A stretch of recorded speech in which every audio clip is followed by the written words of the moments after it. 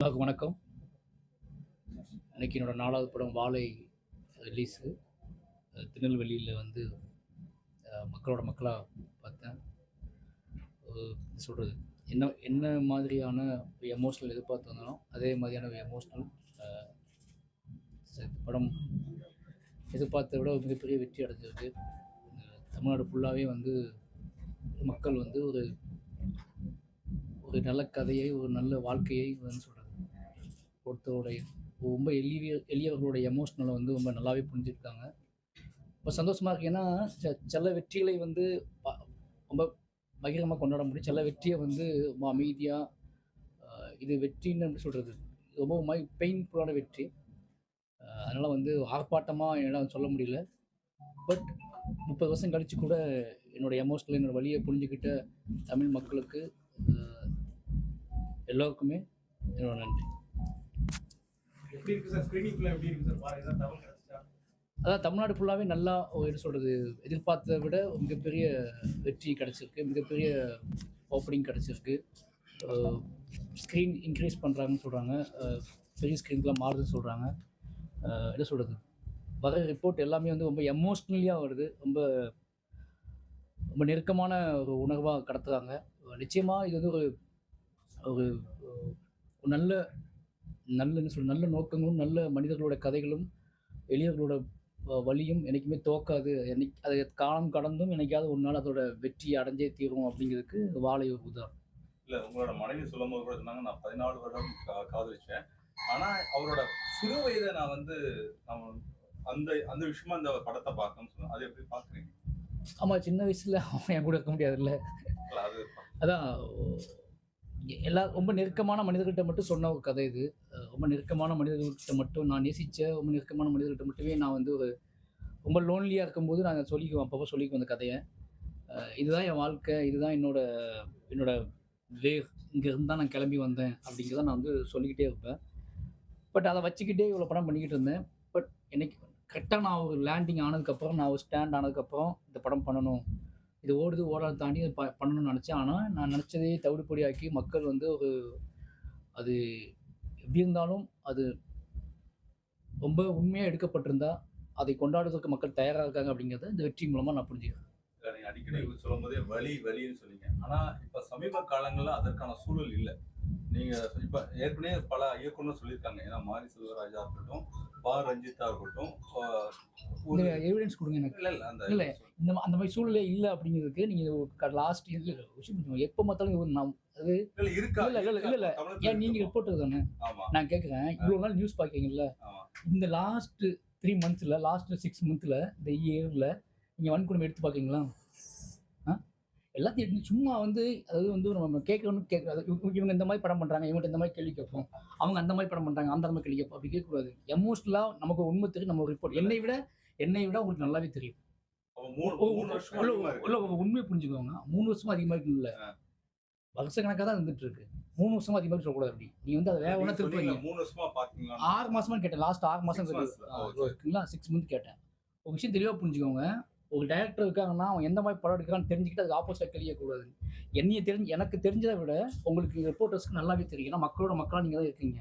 இந்த மக்களுக்கு உங்க வந்து எளிய மனிதர்களுக்கு என்ன மாதிரியான வாழ்க்கை இருக்குது அப்படிங்கிறது நமக்கு தெரியும் நல்லாவே. ஓகேங்களா? அதனால் வந்து சினிமாவில் இப்படி தான் எடுக்கணும், அப்படி தான் எடுக்கணும்லாம் கிடையாது. அவங்கவுங்களுக்கு எதை தாக்கத்தை ஏற்படுத்துதோ, எது அவங்கவுங்களுக்கு கதையை சொல்லணும்னு ஆசைப்படுறாங்களோ அந்தந்த கதையை அந்தந்த அவங்க உணர்வுபூர்வமாக சொல்கிறாங்க. அது யாராக இருந்தாலும் சரி, அந்த கதைக்குள்ள உண்மை இருக்கும் பட்சத்தில் அது மக்களை சென்றடையும். வெளியேறும் பெருமாளா இருக்கட்டும் சார், இந்த படமா இருக்கட்டும், உங்க வாழ்வில் நடந்த சம்பவங்களை ஒத்த படமா அப்படி இருக்குது. அடுத்த படம் எப்படி இருக்கும்? இதை தொடர்ந்து அந்த மாதிரி இருக்குமா? பெரிய நடிகர் எந்த இயக்குனராக இருந்தாலும் இந்த மாதிரி கிராஃப்ட், இந்த மாதிரி நான் பண்ற கதைக்களங்கள் பண்ற எந்த இயக்குனராக இருந்தாலும் அந்த கதைக்கும் அவங்களுக்கும் ஒரு நேரடி தொடர்போ, அல்லது அந்த கதைக்கும் அந்த எமோஷனலுக்கும் அவங்க நேரடி தொடர்போ இல்லை அப்படின்னா பண்ண முடியாது. இப்போ வாழையெல்லாம் வந்து நேரடி தொடர்பு இல்லைன்னா அந்த படத்தை பண்ண முடியாது. பெரியன் பெருமாளும் வந்து நேரடி தொடர்புலாம் பண்ண முடியாது. ஏன்னா பெரியன் இன்னைக்கு ரீமேக் பண்ண முடியல யாராலையும். அதுக்கு ஒரே ரீசன் என்னன்னா, எனக்கும் அந்த கதைக்கும் நேரடி தொடர்பு இருந்துச்சு. ஓகேங்களா? அப்போ ஒரு இயக்குனருக்கு ஒரு கதை ரொம்ப நேரடி தொடர்பாக இருந்தால் அது இன்னும் எமோஷ்னலாக உண்மையாக இருக்கும் அப்படிங்கிறது உறுதி. அதனால் எந்த கதை நேரடியாக நமக்கு தொடர்பு இருக்கோ அந்த கதைகளை தேடி, அந்த கதைகளை ரொம்ப வலுப்படுத்தி அந்த கதைகளை நான் பண்ணிட்டு இருக்கேன். கூட்டணி யாரோட இருக்கும் சார்? அடுத்து நடிகர் பெரிய அளவுல பெரிய நடிகர்கள் வச்சு அதான் பைசன் திருவிக்ரம் முடிய போகுது. அதுக்கப்புறம் தனுஷா கூட ஸ்டார்ட் பண்ணுறேன். அந்த ப்ராஜெக்ட் ஸ்டார்ட் ஆக போகுது.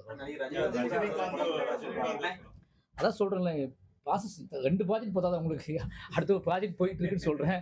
அப்போ அப்போ என்ன 50 வயசுல என்ன பண்ணணும்னு கேட்குற மாதிரி கேட்குறீங்க. அதான் சொல்கிறேன். இது என்னோட இன்ட்ரி எதுவுமே பார்க்கலையா?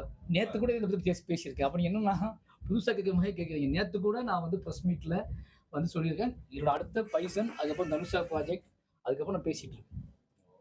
மண்ணின் மைந்தர்களோட படம் பார்த்திருக்கீங்க. இங்க உள்ள மண்ணோட இருந்தவங்க இங்க இருந்தவங்களோட படம் பார்த்திருக்கீங்க. எப்படி இருக்கு முதல் காட்சி அவங்களோட? அதான் ஒரு கலை, நம்ம ஊருக்கு ரொம்ப கலை முக்கியம் நினைக்கிறேன் நான். நம்ம ஊரோட தன்மை உங்களுக்கு தெரியும், திருநெல்வேலியோட தன்மை தெரியும். இந்த மக்களுக்குள்ள ரொம்ப ஆழமாக நிறைய விஷயங்களை மாற்ற வேண்டியிருக்கு. உளவியலாகவே நிறைய விஷயங்கள் உங்களுக்கு சேஞ்ச் பண்ண வேண்டியிருக்கு. அது ஆர்ட் ஃபார்மால தான் முடியும் அப்படின்னு நான் உறுதியாக நம்புவேன். அதனால தான் நான் வந்து இங்கேருந்து நான் சென்னைக்கு ஓடி போனதே காரணம் அதுக்காக தான் ஓடி போனது. அதனால் அந்த ஆர்ட் ஃபார்மை திருப்பி கொண்டு வந்து இவங்க கொடுக்குறதுலையும், அதை அவங்க சந்தோஷமாக செய்கிறதுலையும், அதில் வந்து அவங்க சந்தோஷமாக தன்னை மாற்றிக்கிறதுலையும் ரொம்ப சந்தோஷமாக இருக்கு. ஏன்னா நான் என்னை கண்கூட பார்க்குறேன். என் மண் சார்ந்த மக்கள் இவ்வளோ திறமையை வெளிப்படுத்துவாங்க, இவ்வளோ அழகாக நடிப்பாங்கன்னு சென்னையில் உள்ள எல்லா இயக்குநர்களும் நடிகர்களும் பேசும்போது அவ்வளோ சந்தோஷமாக இருக்குது.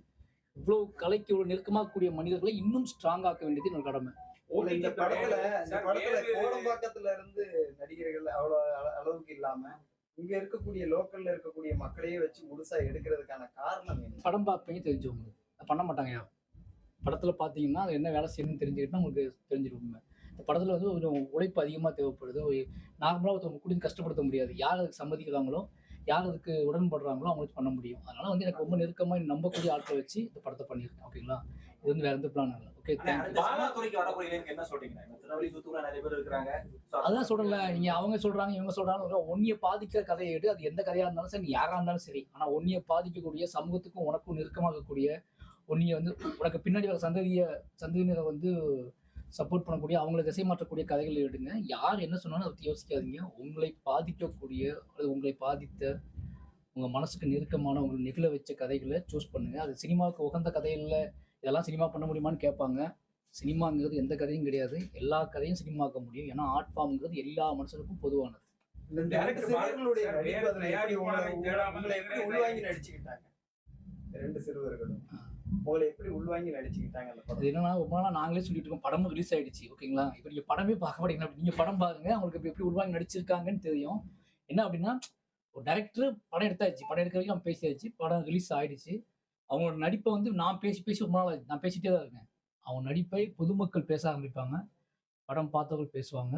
அதுக்கப்புறம் நான் ஃபைனலி நான் பேசுவேன். அவங்க டைரக்டர் உங்க படத்தை பத்தி ஒரு கமெண்ட் கொடுத்துருக்காங்க, நல்லா இருக்கு அப்படிங்கிற மாதிரி. அதை பத்தி ஒண்ணுமே இல்லை. விஷுவல் பயங்கரமான, அவ கிஸ் பண்ண விஷுவல் அப்போ வந்துருச்சு, நெட்ல வந்துருச்சு. அவ்வளோ அப்படி இருந்த விஷுவல் வந்துருச்சு. இல்லை என்ன சொல்றேன், அவரும் சொல்ல முடியாம போனா, நானும் அந்த உணர்ச்சி சொல்ல முடியாம தான் இருக்கு. எனக்கு அது பயங்கரமான உணர்ச்சி. ஓகேங்களா? 2 பேருமே பேசிக்கவே இல்லை, இப்போ வரைக்கும் பேசிக்கல. அந்த வீடியோ நீங்க என்ன பார்த்தீங்களோ அது மட்டும் தான் நடந்துச்சு.